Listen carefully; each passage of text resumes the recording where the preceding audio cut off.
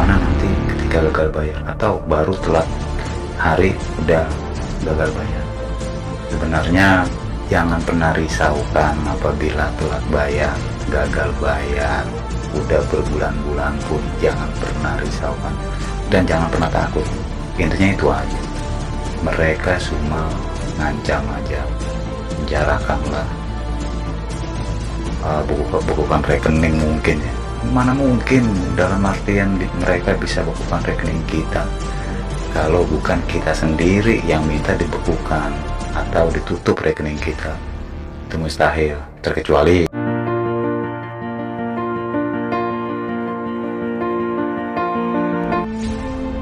Assalamualaikum warahmatullahi wabarakatuh. Dengan Niki. Saat ini saya mau membahas mengenai sebenarnya apa sih yang bisa dilakukan DC pinjol ya, untuk debitur atau untuk yang gagal bayar, nasabah yang gagal bayar. Sebenarnya gini, mungkin banyak yang masih bertanya-tanya, ini gimana nanti ketika gagal bayar atau baru telat hari udah gagal bayar. Jangan pernah risaukan apabila telat bayar, gagal bayar, udah berbulan-bulan pun jangan pernah risaukan dan jangan pernah takut. Intinya itu aja, mereka cuma ngancam aja, penjarakanlah, bukukan rekening mungkin ya. Mana mungkin, dalam artian mereka bisa bekukan rekening kita kalau bukan kita sendiri yang minta dibekukan atau ditutup rekening kita. Itu mustahil, terkecuali Anda masalah KTA di suatu bank, misalnya Bank Mandiri, BRI, artinya di bank Anda kayak seperti KTA atau pinjaman yang lainnya lah. Itu ya mungkin rekening kita ketika kita ada bukannya dibekukan, jadi ketika kita dapat kiriman ke rekening itu yang kita ada masalah di pembayaran, itu udah otomatis ketika ada transfer masuk, ada uang masuk, itu langsung ditelan. Itu yang benar. Kalau pinjol nggak ada, itu intinya itu nggak adanya. Mereka itu hanya mengancam aja, yang bikin kita ketakut atau ya was-was lah. Padahal itu semuanya omongan kosong. Intinya gini, ya maaf ya sebelumnya, di pinjol itu, pinjaman kita itu atau utang kita itu kategorinya utang recehan. Apa sih yang mereka mau? Cuma satu, supaya kita bayar, mereka dapat fee. Itu aja, nggak ada yang lain. Kepintaran mereka lah yang mengolah kata itu supaya kita bayar, karena kita takut ancaman-ancaman mereka itu.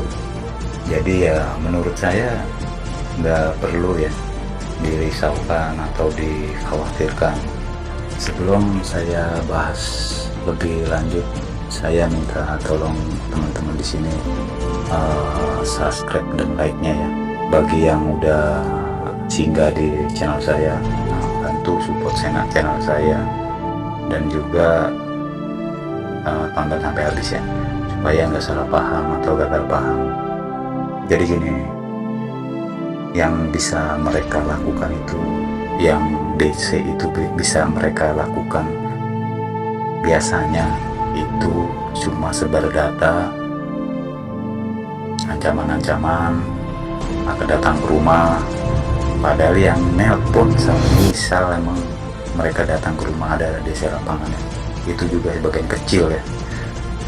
Untuk pinjol itu, fintech itu ada di lapangan, ada paling beberapa aja yang mungkin kayak model home kredit, dia emang ada di lapangan udah lama ya. Itu ya rata-rata mereka pun beda antara yang nelpon, tele collection sama collectionnya ya, collection di lapangan. Rata-rata yang di lapangan itu semuanya internal. Rata-rata mereka per aplikasi dia mereka lakukan itu. Jadi ya jangan pernah berpikiran parno atau gimana. Contohnya biasanya sih mereka gampang tekan itu bagi nasabah yang awam masalah perbankan. Mereka enak tunakan, apalagi mereka yang udah mulai panik. Yang utama itu perempuannya ditekan takut, udah pasti ibu-ibu lah, ibu rumah tangga ditekan, akan dipenjarakan lah, akan dikasusin. Padahal semuanya hanya sekedar ancaman. Kalau mereka datang paling hanya ngasih surat buat negosiasi. Sebenarnya mereka yang nggak seseram yang semua. Mungkin teman-teman di sini mikir, wah kalau yang datang seram-seram kali ya.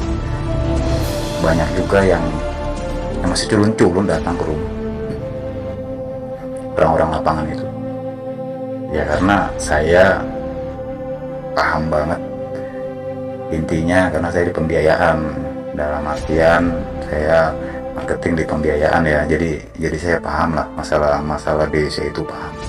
Jadi ya kalau zaman dulu itu ya, jadi ya nagih-nagih itu ya data-data yang udah kacau-kacau ditagih.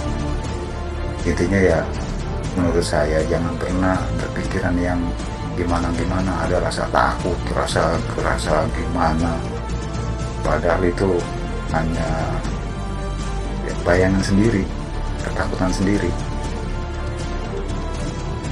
Banyaklah yang punya pikiran parno itu banyak. Jadi ya jangan pernah risau kalau menurut saya. Banyak juga kerabat-kerabat saya, teman-teman saya itu yang didatangin, diteleponin. Saya pun termasuk, karena saya kerabatnya, dimasukin emergency force. Saya marah-marahin kok.